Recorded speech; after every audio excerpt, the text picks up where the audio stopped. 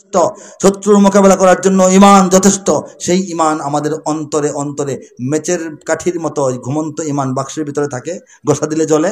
এরকম ঘুমন্ত ঈমান একটা আল্লাহ সবার অন্তরে দিয়ে রাখছেন, যখন প্রয়োজন হবে আগুন জ্বলে উঠবে। ঠিক কিনা? ঈমানের সৈনিকেরা ভয় পেও না, রাত্রি আধার হচ্ছে বলে। আজকের গাওয়ান না, 5-6 বছর আগে গাওয়া, লাইন বাই লাইন মিলাবেন। আল্লাহ যা গাওয়ান এমনি গাওয়ান না, আল্লাহ মিলাইও দেন, বলে সুবহানাল্লাহ। ঈমানের সৈনিকেরা ভয় পেও না, রাত্রি আধার হচ্ছে বলে। যত রাত হোক না আধার আসবে সকাল সময় হলে। যত রাত হোক না আধার আসবে সকাল সময় হলে। আসে নাই? কিছুটা আসছে তো? হ্যাঁ, আচ্ছা। এ স্বাধীন জন্মভূমির রক্ষীরা সব প্রস্তুতি নাও, দিন বদলে। এ লড়াই লড়তে হবে শক্তি সাহস বুদ্ধি বলে। এ লড়াই লড়তে হবে শক্তি সাহস বুদ্ধি বলে। ঘটনা ঘটার পর লেখা না আগে লেখা? এই লড়াই শক্তি সাহস বুদ্ধি বল, চারটা জিনিস মিললে যদি না হয় লড়াই সফল হবে না। 5-6 বছর আগে আল্লাহ পাক বলাইছিলেন, লিখাইছিলেন, আমি বলার চেষ্টা করেছিলাম, জাতিকে এই কথাটা বোঝানোর চেষ্টা করেছিলাম। দেখেন, শক্তি সাহস আছে, বুদ্ধি নাই, লড়াই সফল হবে না। বুদ্ধি সাহস আছে, শক্তি নাই, লড়াই সফল হবে না। সাহস বুদ্ধি আছে, শক্তি নাই, লড়াই সফল হবে না। তিনটাই আছে, কিন্তু বাইরে থেকে আরো কিছু বল আমাদের সঙ্গে যুক্ত হইতে হবে, তখন আমাদের বিজয় আসবে। শেষ লড়াইটা চিন্তা করে দেখেন, আমাদের সন্তানরা শক্তি তো দেখিয়েছে যতটুকু পারে, এর চেয়ে বেশি, ঠিক কিনা বলেন? আল্লাহ রাব্বুল আলামিনের প্রথম বানানো মানুষ হযরত আদম আলাইহিস সালাম, প্রথম নবী হতে তিনি, ঠিক কিনা বলেন? আল্লাহ কি তাকে কম আদর করতেন? অনেক আদর করতেন। কিন্তু আদম আলাইহিস সালামের একটা সন্তান কাফের, ক্ষুধাদ্রোহী, বদ্দিন হয়ে গেছিল, ঠিক কিনা বলেন? তো নবীর সন্তান হইলে যে মুমিন হবে এটা কোনো শিওর আছে? হযরত নূহ আলাইহিস সালাম 950 বছর দাওয়াত দিয়েছেন, অল্প কিছু মানুষকে নিয়ে নৌকায় উঠতে পারছেন, জাহাজের মধ্যে। এই অল্প কিছু মানুষের মধ্যে আবার নিজের একটা পুত্র নাই, কত কষ্টের কথা। নবীর ছেলে হলে ঈমান কি কনফার্ম? ঈমান শিওর? শিওর না। আমাদের নেতা, আমাদের পিতা, জাতির পিতা হযরত ইব্রাহিম আলাইহিস সালাতু ওয়াস সালাম বলেন, আল্লাহু আকবার। আল্লাহ বলেন, মিল্লাতা আবিকুম ইব্রাহিম হুয়া সাম্মাকুমুল মুসলিমিন। হে মুসলিম জাতি, হে মুমিনগণ, তোমাদের চিন্তা, তোমাদের চেতনা, তোমাদের অনুভূতি, তোমাদের উপলব্ধি, তোমাদের জাগরণ, তোমাদের যে বিশ্বাস, এই সব কিছুর পিতা নেতা হচ্ছে ইব্রাহিম।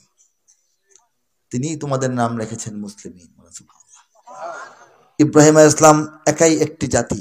একা কেমনে জাতি হয়? তিনি যখন দুনিয়ায় ছিলেন, তিনি ছাড়া দুনিয়ার আরেকটা মানুষও তাওহীদপন্থী ছিল না। সব এই সাপ পূজারী, ব্যাং পূজারী, মূর্তি পূজারী, অগ্নি পূজারী, বাতাস পূজারী, সূর্য পূজারী ছিল। একা একজন মানুষ তাওহীদের উপর কায়েম ছিলেন, কায়েম হয়েছিলেন, আল্লাহ কায়েম করেছিলেন। কাজী সারা দুনিয়া হলো এক জাতি, আর হযরত ইব্রাহিম আলাইহিস সালাম একলাই একটা জাতি, বলেছে সুবহানাল্লাহ।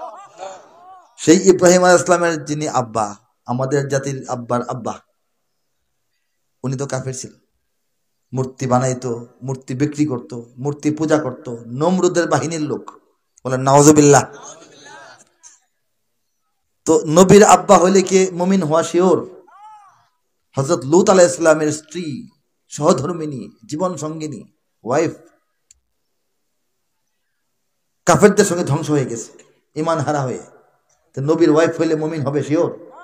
আমাদের নবী, শেষ নবী, আখির নবী, উঁচা নবী, বড় নবী, মহানবী, বিশ্ব নবী, সরওয়ারে কায়নাত, তাজদারে দু আলম, আফতাবে মদিনা, মেহতাবে মদিনা, সরদারে মদিনা, সরকারে মদিনা, শহনशाह মদিনা, সৈয়দুল মুরসলিন, খাতামুন নবিয়িন, হযরত মুহাম্মদ মুস্তাফা মুর্তজা মুজতবা সাল্লাল্লাহু আলাইহি ওয়াসাল্লাম জন্মের আগে পিতাকে হারালেন, অল্প বয়সে মাকে হারালেন, 2 বছরের পরই দাদাকেও হারালেন। 6 বছরের মা, 8 বছরের বয়সে দাদা, ছোট শিশু, 8 বছরের শিশু। চাচারের বাড়িতে লালিত পালিত হলেন, ঠিক কিনা বলেন? চাচা পারলেন, চাচার নাম আবু তালেব। খারাপ মানুষ? খারাপ মানুষ না, ভালো মানুষ, যোগ্য মানুষ, জানেস্তর মানুষ, সুন্দর মানুষ, উসাল্লাম্মা মানুষ, দেখতেও সুন্দর, জ্ঞান বুদ্ধি ভালো, তার বিবেক বিবেচনা ভালো, বিচার কার্য ভালো, ভালো বিচারক, ভালো ফয়সালাকারী, অন্যায় করেন না, ন্যায়সঙ্গত লোক, তিনি সত্য কথা বলেন, মিথ্যা বলেন না, আমানতদার, যত রকমের নেতৃত্বের গুণাবলী আছে, অভিজাত মানুষ, একদম ব্যক্তিত্ব সম্পন্ন মানুষ। এই মানুষটা তখন সেই যুগে তার কোনো দোষ ছিল না, মানবিক গুণাবলীতে ভরপুর। এই মানুষটা আল্লাহ রসুল সাল্লাল্লাহু আলাইহি ওয়াসাল্লামকে ছোটবেলায় কোলে নিয়েছেন, আদর করেছেন, খেজুর খাওয়াইছেন, খাবার খাওয়াইছেন, বাজারে নিয়ে বেড়াইছেন, করেন নাই? ছোট ভাতিজাকে করেন নাই? নিজের সন্তান অনেক গরিব দরিদ্র ফ্যামিলি, কিন্তু তিনি ছিলেন একজন ন্যায়পরায়ণ নেতা, বর্তমানের চোর নেতাদের মতো না। এই জন্য অনেক বড় নেতা, কথার অনেক পাওয়ার, কিন্তু নিজের সম্পদ কম, সহায় সম্পদ কম।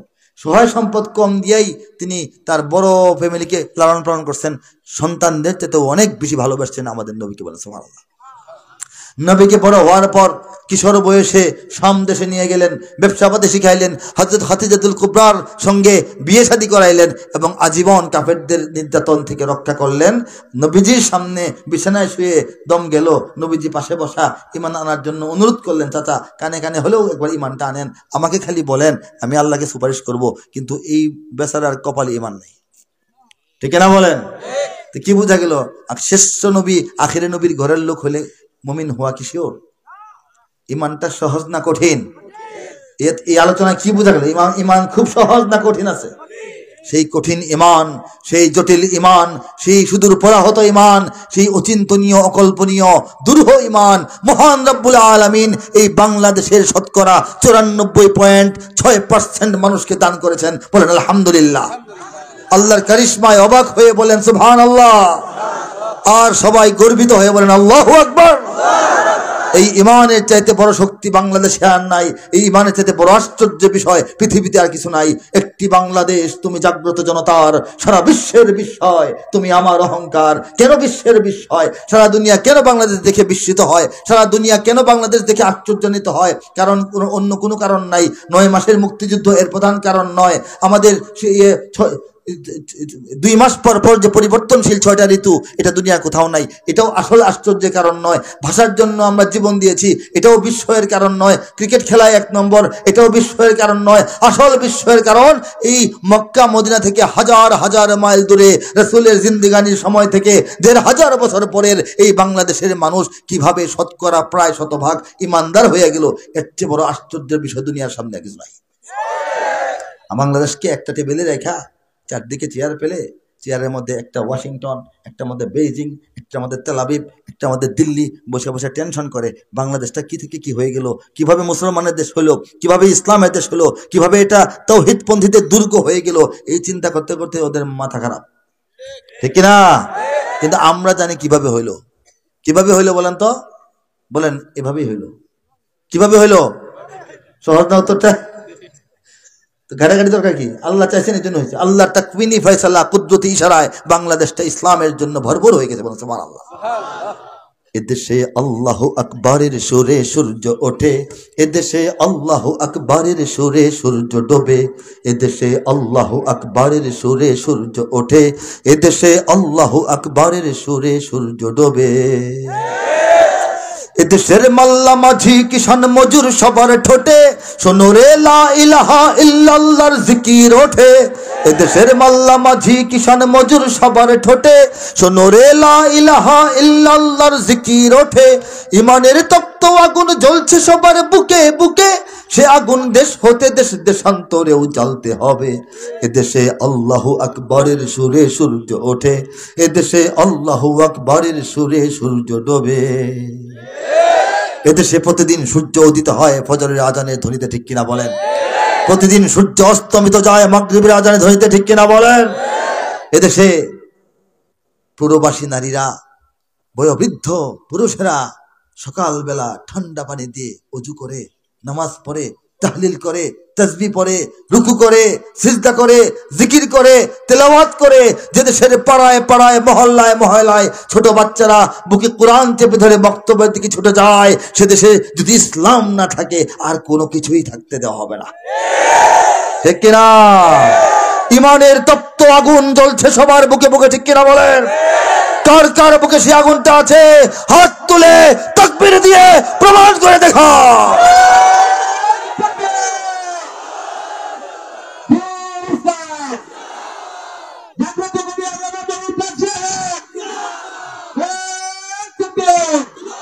ইমানের তপ্ত আগুন জ্বলছে সবার বুকে বুকে। এই পর্যন্ত যদি হইতো অনেকের জন্য আসান হইতো। পরের লাইনটা খুব বেজ্জা লাইন, বেজ্জা বুঝেন না? সে আগুন দেশ হতে দেশ দেশান্তরেও জ্বালতে হবে। ইমানের আগুন নিয়ে আমরা বসে থাকবো না ইনশাল্লাহ। সে আগুন দেশ দেশান্তরে ছড়িয়ে দেওয়া হবে। এই যে আমাদের প্রত্যয়, এই যে আমাদের ঘোষণা, এই যে আমাদের অঙ্গীকার, এই যে আমাদের দুঃসাহসিক ঘোষণা, এটার সামনে দিল্লি থরথর করে কাঁপছে, ওয়াশিংটন থরথর করে কাঁপছে, বেইজিং থরথর করে কাঁপছে, তেল আবিব থরথর করে কাঁপছে। প্রমাণ কি? প্রমাণ হলো ওরা আমাদেরকে নিয়ে পেরেশান, কিভাবে ক্ষতি করবে, কিভাবে জব্দ করবে, কিভাবে আমাদেরকে এই শোষণ শাসন করবে, কিভাবে আমাদেরকে আটকাবে ফিরাবে, কিভাবে আমাদের শিক্ষা ব্যবস্থা ধ্বংস করবে, কিভাবে আমাদের সংস্কৃতি ধ্বংস করবে, কিভাবে আমাদের যুবকদের মাথা মন মস্তিষ্ক নষ্ট করবে, কিভাবে আমাদের নারীদেরকে তারা রাস্তায় নামিয়ে বেপর্দা বানাবে, কিভাবে আমাদের সব ধরনের ক্ষতি করতে পারে চেষ্টা করতেছে। এদেশের পথে ঘাটে, এদেশের বাজার হাটে, এদেশের এদেশের এদেশের এদেশের এদেশের গঞ্জে গ্রামে খুদার নামের তসবিহাতে কত পীর আউলিয়াদের অশ্রু ঝরে গভীর রাতে। যে দেশের সন্তানেরা মক্তবে যায় কোরআন বুকে, যে দেশের সন্তানেরা মক্তবে যায় কোরআন বুকে, সে দেশে আল কোরআনের শাসন কায়েম করতে হবে। এদেশে আল্লাহু আকবারের সুরে সূর্য ওঠে, এদেশে আল্লাহু আকবারের সুরে সূর্য ডোবে, এদেশে আল্লাহু আকবারের সুরে সূর্য ওঠে, এদেশে আল্লাহু আকবারের সুরে সূর্য ডোবে। এদেশের জলে স্থলে, এদেশের ফুল ফসলে, এদেশের এদেশের এদেশের এদেশের এদেশের সবুজ মাটি সবুজ ঘাসে সবুজ বনে, মদিনার সবুজ মিনার ঝলসে ওঠে দুই নয়নে। এদেশের শিকড় তো নয় দিল্লিতে বা ওয়াশিংটনে, এদেশের শিকড় তো নয় দিল্লিতে বা ওয়াশিংটনে, এদেশের শিকড় জানি ছড়িয়ে আছে দূর আরবে। এদেশে আল্লাহু আকবারের সুরে সূর্য ওঠে, এদেশে আল্লাহু আকবারের সুরে সূর্য ডোবে, এদেশে আল্লাহু আকবারের সুরে সূর্য ওঠে, এদেশে আল্লাহু আকবারের সুরে সূর্য ডোবে। এদেশের শিকড় তো নয় দিল্লিতে বা ওয়াশিংটনে, আমাদের শিকড় যে দিল্লিতে নয়, এটা দিল্লিকে মোটামুটি বুঝাই দিতে পেরেছি, ঠিক কিনা বলেন?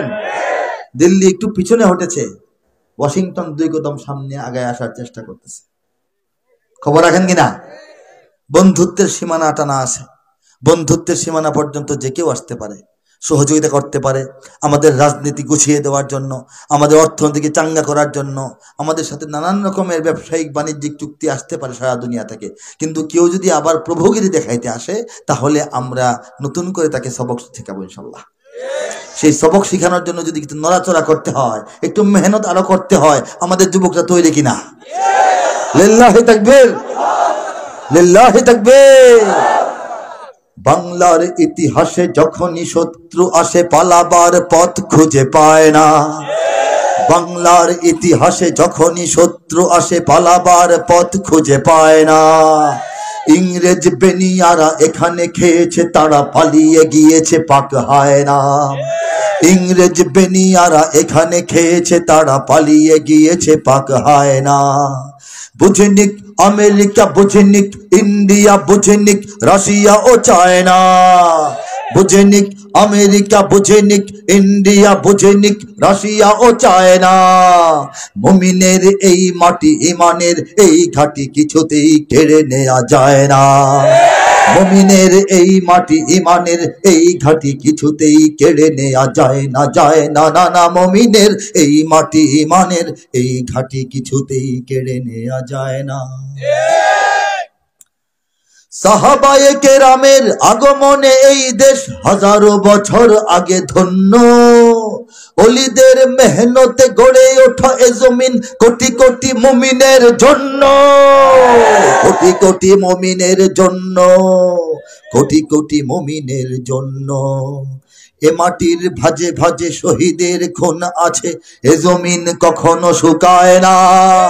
এ মাটির ভাজে ভাজে শহীদের খুন আছে, এ জমিন কখনো শুকায় না, এ জমিন কখনো শুকায় না। মুমিনের এই মাটি ইমানের এই ঘাটি কিছুতেই কেড়ে নেওয়া যায় না, যায় না, না না। মুমিনের এই মাটি ইমানের এই ঘাটি কিছুতেই কেড়ে নেওয়া যায় না। ঠিক না? এখানে লক্ষ প্রাণ আকাশে দেয় আজান, জমিনে লুটায় কোটি কোটি শির। এখানে হাওয়ার আগে হাজারো কণ্ঠে জাগে দিকে দিকে নারায়ে তাকবীর, দিকে দিকে নারায়ে তাকবীর। এখানে লক্ষ লক্ষ মসজিদ থেকে লক্ষ লক্ষ মুয়াজ্জিন প্রতিদিন 5 বার আল্লাহু আকবার আজানের ধ্বনি বাংলার আকাশে বাতাসে ছড়িয়ে দেয়। সেই আজানের ধ্বনি উচ্চারিত হওয়ার পর কোটি কোটি মস্তিষ্ক, কোটি কোটি কপাল, কোটি কোটি শির এই বাংলাদেশের পবিত্র জমিনের ধুলা বালির মাটির মধ্যে আল্লাহর সামনে লুটিয়ে পড়ে। কোন জমিনে? আঙ্গুল দিয়ে দেখান, এই জমিনে। গর্ব করে দেখান, এই জমিনে। কোন জমিনে? যে জমিনের প্রতি ইঞ্চিতে সিজদা হয়, সেই জমিনের একটা ইঞ্চি কাউকে কেড়ে নিতে দেব আমরা? দেব আমরা? ইনশাআল্লাহ দেব। ঠিক কিনা বলেন? এখানে গ্রাম শহরে, এখানে গ্রাম শহরে কি হয় বলবো? প্রস্তুত ঘরে ঘরে, কে বা কারা প্রস্তুত বলবো? এখানে গ্রাম শহরে প্রস্তুত ঘরে ঘরে আল্লাহর সেনারা ঘুমায় না। এখানে গ্রাম শহরে প্রস্তুত ঘরে ঘরে আল্লাহর সেনারা ঘুমায় না, আল্লাহর সেনারা ঘুমায় না। মুমিনের এই মাটি ইমানের এই ঘাটি কিছুতেই কেড়ে নেওয়া যায় না, যায় না। মুমিনের এই মাটি ইমানের এই ঘাটি কিছুতেই কেড়ে নেওয়া যায় না। বুঝে নিক আমেরিকা, বুঝে নিক ইন্ডিয়া, বুঝে নিক রাশিয়া ও চায়না, মুমিনের এই মাটি ইমানের এই ঘাটি কিছুতেই কেড়ে নেওয়া যায় না, যায় না, না না। মুমিনের এই মাটি ইমানের এই ঘাটি কিছুতেই কেড়ে নেওয়া যায় না। কেড়ে নেওয়া যাবে? সাহাবায়ে কেরামের আগমনে এই দেশ হাজারো বছর আগে ধন্য বলেন। আমাদের দেশে সাহাবায়ে কেরাম আসছেন, জানেন কিনা? বলেন সুবহানাল্লাহ। রাসূলুল্লাহ সাল্লাল্লাহু আলাইহি ওয়াসাল্লাম পবিত্র 40 বছর বয়সে কোরআন তার কাছে নাজিল হয়, নবুয়ত প্রকাশ হয়। বলেন সুবহানাল্লাহ। নবুয়ত প্রকাশ হওয়ার পর নবী সাল্লাল্লাহু আলাইহি ওয়াসাল্লাম 13 বছর ছিলেন মক্কায়। মদিনায় হিজরত করে গিয়ে আরো 10 বছর দুনিয়াতে আল্লাহ পাক রেখেছিলেন আমাদের সামনে। ঠিক কিনা বলেন? এই যে 40, 13, 53 আর 10, এই 63 বছর হচ্ছে রাসূলুল্লাহ সাল্লাল্লাহু আলাইহি ওয়াসাল্লামের পবিত্র মোবারক হায়াত। বলেন সুবহানাল্লাহ। নবুয়ত লাভের পর মক্কায় যখন ছিলেন, নতুন নতুন যারা মুসলমান হচ্ছিলেন তাদের উপর অত্যাচারের স্টিম রোলার চলছে। নির্যাতন, নিপীড়ন, নিগ্রহ, বাড়ি ছাড়া, লুটপাট, অন্যায়, অবিচার, অনাচার চলছে। আল্লাহ রাসূল সাল্লাল্লাহু আলাইহি ওয়াসাল্লাম কয়েকজন সাহাবীকে বললেন, হে আমার সাহাবীরা, তোমাদের মধ্যে যাদের পক্ষে সম্ভব হয়, যারা পারো, যাদের সাঙ্গেস্তা কোলায়, যাদের সামর্থ্য কোলায়, তোমরা আস্তে আস্তে এই আরব ভূমি ছেড়ে দিয়ে আফ্রিকার একটা দেশে চলে যাও, আবিসিনিয়ায় চলে যাও, সেখানে গিয়ে দাওয়াতে কাজ করো। হিজরতের অনুমতি দিলেন। বলেন সুবহানাল্লাহ। মদিনায় হিজরতের আগে আরো 2টা হিজরত হয়েছে আবিসিনিয়ায়, বর্তমান যেটাকে বলা হয় ইথিওপিয়া, আর অতীতে বলা হতো হাবশা। বিলাল হাবশি রাদিয়াল্লাহু তাআলা আনহুর বাড়ি। বলেন সুবহানাল্লাহ। নবীজির পরামর্শে, অনুমতিতে, অনুমোদনে, সম্মতিতে এক ঝাঁক সাহাবায়ে কেরাম, কিছু নারী শিশু সহ 82 জন, 84 জন বা কিছু কম বেশি, তারা কাফেলা করে আবিসিনিয়ায় চলে গেলেন, লোহিত সাগর পার হয়ে। আবিসিনিয়ায় যে সাহাবীরা চলে গিয়েছিলেন, মক্কায় তখন নবীজি আছেন, অত্যাচার নির্যাতন চলতেছে। এই সাহাবীদের অনেকেই পরবর্তীতে মক্কা মদিনায় আর ফিরে আসেন নাই। তাহলে তা কোথায় গেলেন? পরবর্তীতে হিজরতের সময় তারা নাই, মসজিদে নববী বানানোর সময় তারা নাই, বদর যুদ্ধে নাই, উহুদ যুদ্ধে নাই, খন্দকে নাই, খয়বরে নাই। তারা সুলহে হুদায়বিয়ায় নাই, তারা মক্কা বিজয়ে নাই, বায়াতে রিদওয়ানেও নাই, কোথাও নাই। এই সাহাবীরা গেলেন কই? এই সাহাবায়ে কেরাম চিন্তা করলেন, বুদ্ধি করলেন যে ইমানের যে দাওয়াত, তাওহীদের যে সম্পদ, সিরাতুল মুস্তাকিমের যে নির্দেশনা আমরা পেয়েছি, এটা নিয়ে মক্কা থেকে, মদিনা থেকে, আমরা আরব থেকে বের হয়ে আসছি, আমরা এখানে বসে থাকবো কেন? সারা দুনিয়ায় ছড়ায় যাই। এই চিন্তা থেকে হযরত সাদ ইবনে আবি ওয়াক্কাস রাদিয়াল্লাহু তাআলা আনহু, প্রখ্যাত সাহাবী, ওনার আব্বা হযরত আবু ওয়াক্কাস ওহাইব ইবনে মালিক রাদিয়াল্লাহু তাআলা আনহু, তিনি তার নেতৃত্বে 4 থেকে 8 জন সাহাবীর একটা দল এই আবিসিনিয়ার সফর অবস্থায়, আবিসিনিয়া হিজরতকালীন থাকা অবস্থা থেকে তারা জাহাজ ভর্তি ব্যবসার মালামাল আর হৃদয় ভর্তি ইমানের তাজাল্লি নিয়ে তারা আরব সাগর, ভারত সাগর পাড়ি দিয়ে চট্টগ্রাম দিয়ে বাংলাদেশের জমিনে প্রবেশ করেছিলেন 618 খ্রিস্টাব্দে। কবে? বর্তমানে 2024। 618 খ্রিস্টাব্দটা হইল হিজরতেরও 2.5 বছর আগে। বলেন সুবহানাল্লাহ। 622 খ্রিস্টাব্দে বদর যুদ্ধ অনুষ্ঠিত হয়, সংগঠিত হয়, ঠিক কিনা? বদর যুদ্ধের 1.5 বছর আগে হিজরত হয়, 1-1.5 বছর আগে, 1.5 বছর আগে। হিজরতেরও 4 বছর আগে, 2.5 বছর আগে 618 খ্রিস্টাব্দ। তখনও নবীজি মক্কায়। বলেন সুবহানাল্লাহ। তখনও মদিনা আল্লাহর নবীকে সরাসরি পায় নাই, তখনও তলা আল বাদরু আলাইনা গানটা তারা গায় নাই, তখনও মসজিদে কুবা তৈরি হয় নাই, তখনও মসজিদে নববী অস্তিত্বে আসে নাই, তখনও আল্লাহর রাসূল সাল্লাল্লাহু আলাইহি ওয়াসাল্লাম মদিনার বাগানে বৈশা খেজুর খান নাই। এর আগেই বাংলাদেশে ইসলাম ঢুকে গেছে। নবী মক্কায়, ইসলাম কোথায়? কার মাধ্যমে? সাহাবায়ে কেরামের মাধ্যমে। বলেন সুবহানাল্লাহ। এই সাহাবীরা বাংলাদেশে ঢুকেছেন, তারা সাগরের তীর ধরে ধরে ধরে ধরে তারা একদম সুন্দরবনের, এই খুলনার সুন্দরবনের যে এটা এই উপকূল, সেই পর্যন্ত তারা ঘোরাফেরা করেছেন, ভিতরেও প্রবেশ করেছেন। পাক্কা 1.5 বছর তাদের এই সফর ছিল। এখান থেকে মালয়েশিয়া হয়ে, ইন্দোনেশিয়া হয়ে তারা চীন পর্যন্ত ব্যবসার জন্য গিয়েছেন। চীনে বর্তমানে 4 জন সাহাবীর কবরও আছে। চীনের ক্যান্টন নৌবন্দরে যারা যাবেন ব্যবসাপাতির জন্য ঘুরতে, দেখবেন 4 সাহাবীর কবর চীনে। কেমনে আসলো? আরবের সাহাবীরা চীনে, বাংলাদেশ ঘুরে ঘুরে গেছেন। বলেন সুবহানাল্লাহ। এটা হচ্ছে বাংলাদেশের ইসলামের গোড়াপত্তনের ইতিহাস। ফু মারলে উড়ে যাবে? ধাক্কা দিলে কাত হয়ে যাবে? এটা সম্ভব? কেন সম্ভব না?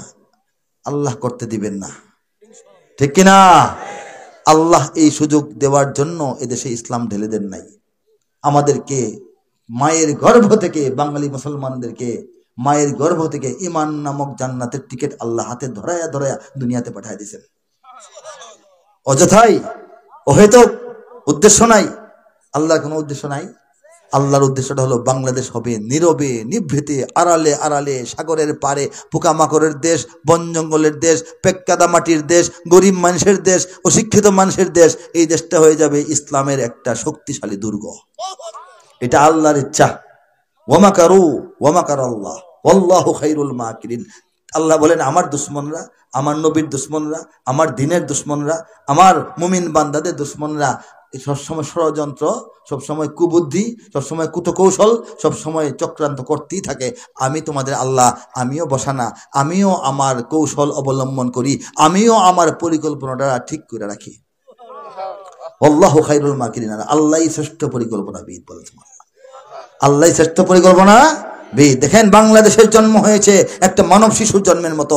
8-9 মাস মায়ের গর্ভে থেকে, 10 মাস থেকে যেমন একটা শিশু বের হয়ে আসে দুনিয়াতে, ঠিক এইভাবে 71-এর সময় 9 মাসের প্রচন্ড রকম প্রলয়ঙ্কারী এক গভীরতম এক, এই গর্ভ কি বলে এটাকে, এই বেদনা, প্রসব বেদনায় গোটা জাতিকে অস্থির করে তোলার পর বাংলাদেশ নামক নতুন রাষ্ট্র শিশু আকারে জন্মগ্রহণ করে, ঠিক কিনা?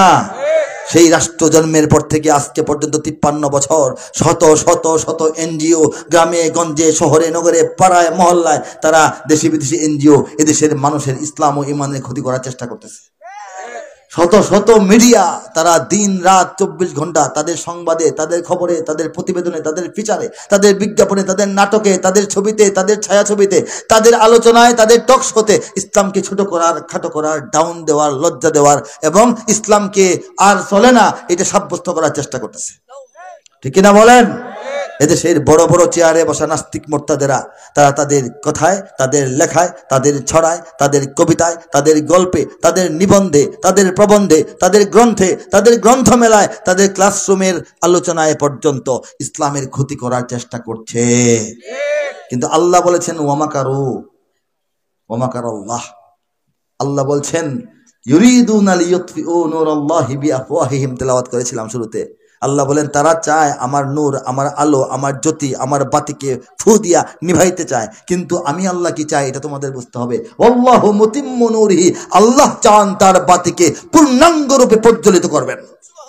ওয়ালাউ কারিহাল কাফিরুন, আল্লাহ বলছেন এই কাজ আমি করবই, এতে তারা মন খারাপ করুক, এরা এই বেজার হোক, তারা হাউকাউ করুক, রাগ গুসা প্রকাশ করুক, কোনো লাভ হবে না, ঠিক কিনা? তারা চাচ্ছে ইসলাম কমুক, আল্লাহ চাচ্ছেন ইসলাম বাড়ুক, বলেন ঠিক কিনা? মাদ্রাসা কমে না বাড়ে? মসজিদ কমতেছে না বাড়তেছে? হাফেজ কমে না বাড়ে? জোরে বলেন আলেম কমে না বাড়ে? মুফতির সংখ্যা কমে না বাড়ে? কে বাড়ান? কে বাড়ান? বাংলাদেশের সব মানুষের নাম বদলাতে পারে, বইয়ের পাতায় স্বাধীনতা সংগ্রাম বদলাতে পারে, বঙ্গোপসাগরের সব পানি যেতে পারে শুকিয়েও, গোটা রাজধানী গিলে নিতে পারে বুড়িগঙ্গার ঢেউ, সুন্দরবন কেটে হতে পারে ইটের ভাটার লাকড়ি, শিল্পপতিরা দেউলিয়া হয়ে খুঁজতে পারেন চাকরি। পারে না? শিল্পপতিরা পালিয়ে যাওয়ার জন্য দাড়ি শেভ করতেছে না? মিশা কথা না তো, ঠিক কিনা বলেন? বইয়ের পাতায় স্বাধীনতা সংগ্রাম বদলাতে পারে। 2010-এ লিখছিলাম স্বাধীনতা সংগ্রামের ইতিহাস কি বইয়ের পাতায় এখন সিলেবাসে চেঞ্জ হচ্ছে না, ঠিক কিনা? শিল্পপতিরা দেউলিয়া হয়ে খুঁজতে পারেন চাকরি, চোর গুন্ডারা পেয়ে যেতে পারে মন্ত্রীর মর্যাদা। সামনেও পাইতে পারে, আগেও পাইছে। 2010-এর পরে পাইছে কিনা বলেন? লিখেছিলাম 2010-এ, এরপরে একদম লম্পট প্রকৃতির মানুষ মন্ত্রী হয়েছিল কিনা মনে আছে আপনাদের? সে রাষ্ট্র ধর্মের বিরুদ্ধে কথা বলেছিল, মনে আছে? সবই তো হয়েছে। চোর গুন্ডারা পেয়ে যেতে পারে মন্ত্রীর মর্যাদা, আইনের ফাঁকে কালো টাকা সব হয়ে যেতে পারে সাদা। অনেকেই বলে এই দেশ নাকি হুজুগে জাতির দেশ, দফায় দফায় বদলায় এর রং ঢং পরিবেশ। তাই বলে ইসলাম তো এদেশে হুজুগে হবে না শেষ, হুজুগে হবে না শেষ। ইসলাম এ মাটির পরতে পরতে জনপদে ঘরে ঘরে, ইসলাম এ জাতির 90% মানুষের অন্তরে। ইসলাম নিয়ে কেউ ছিনিমিনি খেলে এমন শক্তি নেই, আর কিছু থাক না থাক এদেশে ইসলাম থাকবে। সবকিছু বদলে যাক এদেশে ইসলাম থাকবে, আর কিছু থাক না থাক এদেশে, সবকিছু বদলে যাক তবু এদেশে ইসলাম থাকবে। ইসলাম নিয়ে যদি মান মর্যাদার সঙ্গে বাঁচতে হয়, দেশটাকে স্বাধীন রাখতে হবে। দেশটাকে যদি স্বাধীন রাখতে হয় তাহলে ইসলামকে অন্তরে ধারণ করে বাঁচতে হবে। একটার সঙ্গে একটা সম্পর্ক। ইসলাম ছাড়া বাংলাদেশের স্বাধীনতা থাকবে না, বাংলাদেশের স্বাধীনতা না থাকতে ইসলাম নিয়ে দাঁড়ানোর জায়গা থাকবে না, ঠিক কিনা বলেন? এই আরাকানের মুসলমানদের মধ্যে দিন, ইমান, ইসলাম, নামাজ, রোজা, হজ, যাকাত, রুকু, সেজদা, কোরআন শরীফ তেলাওয়াত, ইফতার, সাহারি সব আছে না? কিন্তু একটা জমিন নাই।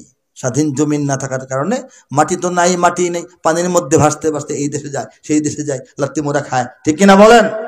বাংলাদেশের এই অবস্থা হোক আমরা চাই। যারা চায় তারা কি সফল হবে? সফল হবে? কখনোই হবে না। কারণ বাংলাদেশের ইসলামের যে এই যে আধিক্য, এই যে প্রভাব, এই যে বিস্তার, এটা আমাদের চেষ্টায়, আমাদের ইচ্ছায়, আমাদের পরিকল্পনায় হয় নাই। এটা হয়েছে পরিকল্পনায় কার? কার? আল্লাহর পরিকল্পনায়। আল্লাহর পরিকল্পনা যদি না থাকতো, যদি আমাদের উপর রহমত বরকত না থাকতো, আমরা টিকতেই পারতাম না। দেখেন সারা দুনিয়ায় ইবাদত হয়, আল্লাহর ইবাদত হয় না? মাপ মতো হয়। সিজদা, রুকু, তেলাওয়াত, জিকির এবং অন্য।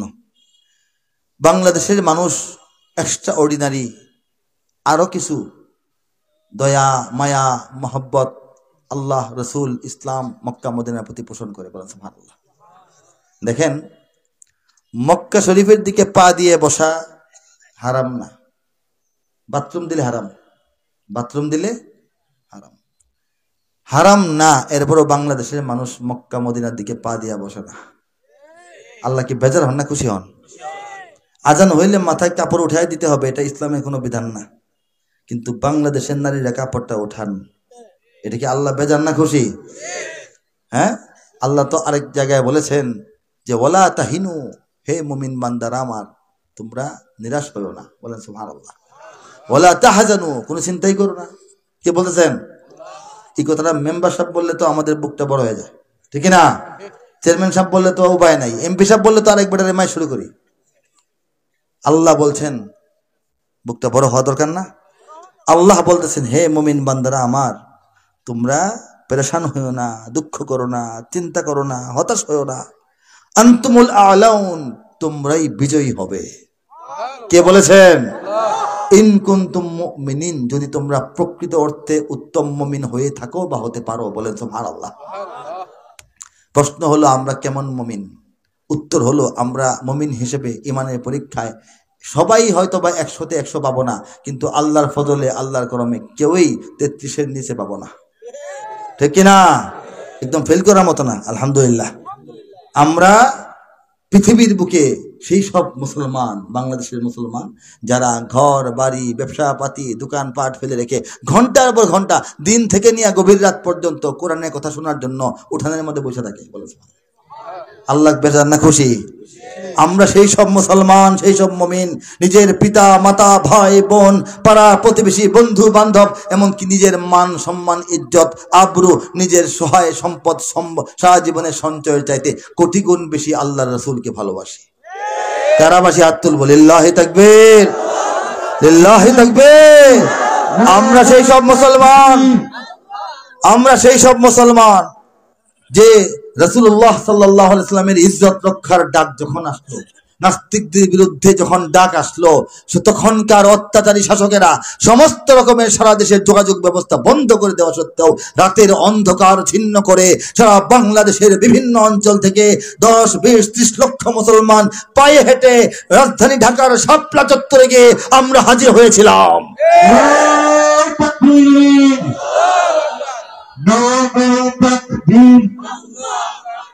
দুনিয়ার মুসলিম এক হও লড়াই করো, দুনিয়ার মুসলিম এক হও লড়াই করো, নাস্তিকদের আস্তানা ঘুরিয়ে দাও, ঘুরিয়ে দাও, নাস্তিকদের আস্তানা।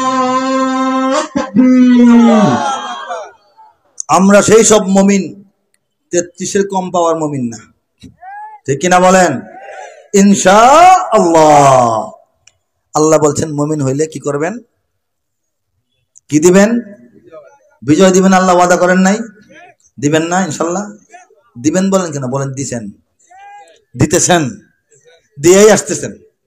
আল্লাহ যদি বিজয় দিয়ে দিয়ে আমাদেরকে এ পর্যন্ত আইনা দাঁড় না করাইতেন, বাংলাদেশের সাধারণ মুসলমান আমরা, সাধারণ মোল্লা মৌলানাদের কথায় আমরা চলি, আমরা সাধারণ মোল্লা মৌলানাই কি আছে আমাদের? নাই টাকা পয়সা, নাই বিদেশি বন্ধু, নাই মিডিয়া, নাই টেলিভিশন, নাই রেডিও, নাই কোনো সমর্থন, নাই আন্তর্জাতিক সমর্থন, নাই আমাদের নিজেদের মধ্যে ভালো সংগঠন, নাই আমাদের নেতাদের মধ্যে ভালো কোনো ঐক্য, ঠিক কিনা বলেন? আমরা তো ফু দিয়ে আমরা আমাদেরকে উড়ায় দেওয়ার কথা। আল্লাহ বলছেন ওরা ফু দিবে কিন্তু আমি তোমাদেরকে টিকায় রাখবো, বিজয়ী করবো। বলেন সুবহানাল্লাহ। আল্লাহর সাহায্য ছাড়া বাংলাদেশের ইসলাম ও মুসলমানদের এই যে শক্তি, এই যে একটা প্রভাব, এটার আর কোনো বৈজ্ঞানিক ব্যাখ্যা নাই, আর কোনো বৈজ্ঞানিক ব্যাখ্যা ইনশাআল্লাহ নাই। আমাদের কিছুই নাই, আছে একটা, শুরুতে যেটা বললাম সেটা হচ্ছে ঈমান। বলেন সুবহানাল্লাহ। কি ঈমান শুনতে চান? একটু পরে একটা সঙ্গীত শোনায় নেই। ইঞ্চি ইঞ্চি মাটি সোনার চাইতে খাঁটি, নগদ রক্ত দিয়ে কেনা, শত্রু বাহানাদার একটি কণাও তার কেড়ে নিতে কেউ পারবে না। রঙের তুলিতে আকাশ সবুজের ছায়া ঢাকা, সুজলা সুফলা পরিপাটি, লক্ষ শহীদ গাজী রেখেছে জীবন বাজি, করেছে স্বাধীন এই মাটি। বাংলাদেশ আমার বাংলাদেশ, তোমার বাংলাদেশ সবার প্রাণ, ধন্য ধন্য আমি সবার চাইতে দামি বাংলা মাটির সন্তান। বাংলাদেশ আমার বাংলাদেশ, তোমার বাংলাদেশ খোদার দান, সোনার জন্মভূমি তোমার জন্যে আমি জীবন দিয়েছি কোরবান। ঠিক না? জীবন কোরবান করি নাই? ব্রিটিশদের বিরুদ্ধে লক্ষ লক্ষ ওলামায়ে কেরাম জীবন কুরবান করেন নাই? পাকিস্তানি হানাদারদের বিরুদ্ধে আমাদের মুক্তিযোদ্ধারা জীবন কুরবান করে নাই? এই মাত্র 5 দিন করে নাই? 24-এর আন্দোলনে করি নাই আমরা? চারিদিকে দুশ্মন আছে না নাই? চারিদিকে দুশ্মন, ভেঙো না মন, সাহস জমিয়ে রাখো বুকে, ইমান জিন্দা করে জিহাদের হুঙ্কারে পরাজিত করো শত্রুকে। চারিদিকে গাদ্দার ভিনদেশি তাবেদার, সজাগ দৃষ্টি রাখো সবে, সকল মির্জাফর বিদেশি গোলাম চর রুখতে তাদের আজ হবে। বাংলাদেশ আমার, বাংলাদেশ তোমার, বাংলাদেশ সবার প্রাণ, ধন্য ধন্য আমি সবার চাইতে দামি বাংলা মাটির সন্তান। বাংলাদেশ আমার, বাংলাদেশ তোমার, বাংলাদেশ খোদার দান, সোনার জন্মভূমি তোমার জন্যে আমি জীবন দিয়েছি কোরবান। ঠিক না? হযরত ওমর ফারুক রাদিয়াল্লাহু তাআলা আনহু যখন খলিফাতুল মুসলিমিন ছিলেন, তখন দুনিয়াতে মুসলমানদের দেশটা কতটুকু বড় ছিল জানেন? কতটুকু বড়? চীন হতে মরক্কো পার হয়ে, আটলান্টিক পার হয়ে স্পেন পর্যন্ত একটা দেশ ছিল। জোরে বলেন সুবহানাল্লাহ। বর্তমান চীন ছিল না? চীন থেকে আরো অনেক জমিন পার হইয়া তারপর মরক্কো, মরক্কোর পরে আটলান্টিক পার হইয়া স্পেন পর্যন্ত একটা দেশের মধ্যে কালিমার পতাকা ওড়ে। সেই দেশটা চালান হযরত ওমর ফারুক রাদিয়াল্লাহু আনহু। তার মসনদে বৈশা, মসনদটা হইল মদিনার মসজিদের উঠানের মধ্যে একটা খেজুর পাতার চাটাই, বলে সুবহানাল্লাহ। এখানে শুইয়া বসে থাকেন আর সারাটা দুনিয়া চালান, অর্ধেক দুনিয়া, বলেন সুবহানাল্লাহ। কেমন শাসক ছিলেন তিনি! একবার যুদ্ধের জন্য এক কাফেলা পাঠাইলেন, সুন্দর শুনেন। তখন মুসলমানদের সমস্ত যুদ্ধের নেতৃত্ব দিতেন খালিদ বিন ওয়ালিদ রাদিয়াল্লাহু তাআলা আনহু। তিনি এমন এক সিপাহ সালার, যুবকরা শোনো, তোমাদের শোনা দরকার। পৃথিবীতে অনেক সিপাহ সালারের ইতিহাস আমাদেরকে পড়ানো হয়, আমরা জানি। নেপোলিয়ন বোনাপার্ট বিরাট সিপাহ সালার, আলেকজান্ডার বিরাট সিপাহ সালার, কিন্তু জীবনে তাদের 100টার মধ্যে 1-2টা হইলেও পরাজয় আছে। অনেক যুদ্ধে বিজয় বিজয় বিজয় বিজয় বিজয়, হঠাৎ একটা পরাজয় থাকে না? এরকম ভালো ফুটবল দল হঠাৎ করে হাইরে যায় না? এরকম আছে পৃথিবীর ইতিহাসে। আসমানের নিচে জমিনের উপরে সিপাহ সালার যুদ্ধনায়ক একমাত্র একজন হযরত খালিদ বিন ওয়ালিদ, যার ইসলাম গ্রহণের পর যখন তলোয়ার হাতে নিলেন, এরপরে মৃত্যু পর্যন্ত ওনার কোনো পরাজয় নেই, একটাও নাই, বলেন সুবহানাল্লাহ। অপরাজিত সিপাহ সালার খালিদ বিন ওয়ালিদ, বলেন আল্লাহু আকবার। এরপরে তোমরা ম্যারাডোনার ছবি লাগায় রাখো, মাইকেল জ্যাকসন লাগায় রাখো। তোমরা তো গরিব দরিদ্র হয়ে গেছো, নিজেদের ধন সম্পদ ছিল না, ঠিক কিনা? সাবধান হতে হবে। খালিদ বিন ওয়ালিদ এমন সিপাহ সালার, যা কথা বললাম, তিনি গেলেই বিজয়, যুদ্ধে থাকলেই বিজয়, যুদ্ধের নেতৃত্ব দিলেই বিজয়। হযরত ওমর ফারুক রাদিয়াল্লাহু আনহু তাকে একদিন ডাকে বললেন, আসো। খালিদ বিন ওয়ালিদ মনে করলেন যে আমি যেহেতু সব যুদ্ধের বিজয় হয়, আমি যে সেনাপতি হিসাবে ভালো, আমার বোধহয় বেতন বাড়বে। আমার কি হবে? বেতন বাড়ার কথা না? বেতন বাড়বে, সম্মান বাড়বে, হ্যাঁ, মর্যাদা আর একটা বেজ পরায় দিবে। খলিফা ওমর ফারুক রাদিয়াল্লাহু আনহু বললেন, খালিদ ভাই শোনো, তোমার কারণে খালি বিজয়, খালি বিজয়, খালি বিজয়। মুসলমানদের মধ্যে একটা ভুল ধারণা সৃষ্টি হইতেছে। কি ধারণা? তারা ভাবতেছে যে তোমার কারণে বিজয়টা হয়, আসলে তো আল্লাহ বিজয় দান করেন, ঠিক না? মুসলমানরা ভাবতেছে খালেদ ভাই থাকলেই বিজয়, এটাও ঠিক না। বিজয়ের আশা করতে হবে কার কাছে? বিজয় উনি দেন বললে হচ্ছে, এটা খালি তোমার জন্য না, এখন তোমার উপর মানুষের ইমান চলে আসতেছে। কাজে আমি মনে করি তুমি একটু বিরতিতে যাও, তুমি একটু চাকরিটা ছাইরা সেকেন্ড পোস্টে কিছুদিন দায়িত্ব পালন করো, প্রধান সেনাপতি আরেকজনকে বানাই। সুন্দর না চিন্তাটা? তখন খালিদ বিন ওয়ালিদ তিনিও তো কেমন বোঝেন, তিনি মেনে নিলেন, বলেন আলহামদুলিল্লাহ, সুন্দর প্রস্তাব, চিন্তাটাই তো আমি করি নাই, আপনি করছেন, আপনি আসলেই খলিফা হওয়ার উপযুক্ত। এরপর থেকে তিনি সেকেন্ড ইন কমান্ড, সেকেন্ড আসল কমান্ডার একজন, পাশে উনি থাকেন কয়েকজনের মধ্যে, উনি একজন। যাকে কমান্ডার বানানো হলো তিনি হচ্ছেন আব্দুল্লাহ ইবনে রাওয়াহা, বলেন সুবহানাল্লাহ। পাঠানো হলো ইয়ারমুকের যুদ্ধে। ইয়ারমুকের যুদ্ধটা হওয়ার কথা ছিল মদিনার আশেপাশে কিছু খোদাদ্রোহীদের সঙ্গে, অল্প সংখ্যক কাফেরের সঙ্গে। সেই পরিমাণ মোটামুটি প্রস্তুতি নিয়ে তারা গেলেন। 30,000 মুসলমান, কয় হাজার মুসলমান? 30,000 মুসলমান নিয়ে আব্দুল্লাহ ইবনে রাওয়াহা গেলেন।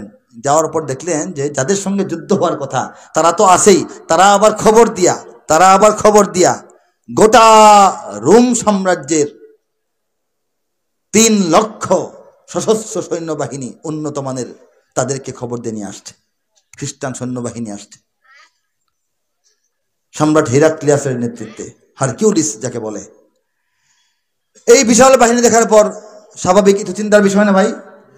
আব্দুল্লাহ ইবনে রাওয়াহা চিঠি লিখলেন খলিফার কাছে, খলিফাতুল মুসলিমিন, আমরা এক জায়গায় আসছি, এখন নীরবে আসি, কিন্তু যুদ্ধটা শুরু করবো কি করব না, আরো লোক পাঠাবেন কিনা, আমরা পারবো কি পারবো না, নাকি আপাতত ফিরে আসবো, কয়েকদিন পরে যাব, বুঝতেছি না, পরামর্শ দেন। সমস্যা হইলো যে এখানে ভেবেছিলাম অল্প লোক, আয়সা দেখি 3 লক্ষ খ্রিস্টান, একদম রোম থেকে ইউরোপ থেকে প্রশিক্ষিত 3 লক্ষ খ্রিস্টান সৈন্য আয়সা গেছে। আমরা কি লড়াইটা শুরু করব না নাকি আরো সৈন্য পাঠাবেন, কি করতে পারি? স্বাভাবিক না? এটা তো বলা কথা। ওমরে ফারুক লাখো লাখো কাজ করেন, এত বড় সাম্রাজ্য চালান, কত কাজ। এর মধ্যে স্লিপটা আসলো, বাহিনী পাঠাইছিলেন, সেনাপতি চিঠি দিছে, কি লেখা? এই কথা লেখা। খলিফা ওমর এটার 2 কথা উত্তর দিলেন, মানে সুবহানাল্লাহ। লম্বা উত্তর দেওয়ার সময় নেই।